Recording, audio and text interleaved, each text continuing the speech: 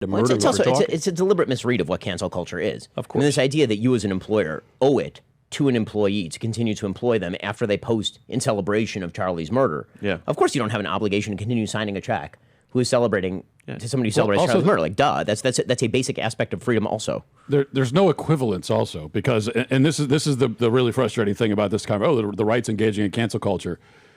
Well, even if I accepted that framing, there's a difference here in the kinds of speech that are being quote unquote canceled.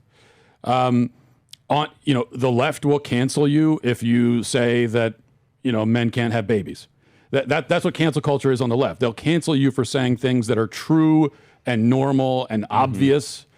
And on the right, to the extent that anyone's being canceled, and it's not being done through force of law, certainly not through violence, it's just being done through free speech and freedom of association. But to the extent anyone's getting canceled, they're getting it canceled for saying things that are objectively vile and disgusting. And in some cases illegal. Yeah. Right, and there's a fundamental difference. Like society should treat those things differently. When we talk about the difference in canceling on the right or the left, there are a lot of other differences too. I mean, one of the big differences is that the right, especially historically, over the last several decades, doesn't have the institutional power that the left does. And so when the left cancels you, they're using institutional power to do it. I mean, they're using big tech platforms. They're using these big corporations. So they have that institutional power that the right doesn't have. So there are a lot of differences, but I think the most important difference, again, it goes down to the actual speech we're talking about. I mean, not all speech is exactly the same. There is just a difference,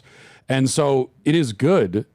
We should in society react with revulsion to things that are revolting.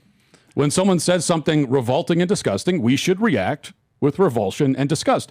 But when someone says something that is good and normal, we should not react with revulsion and disgust.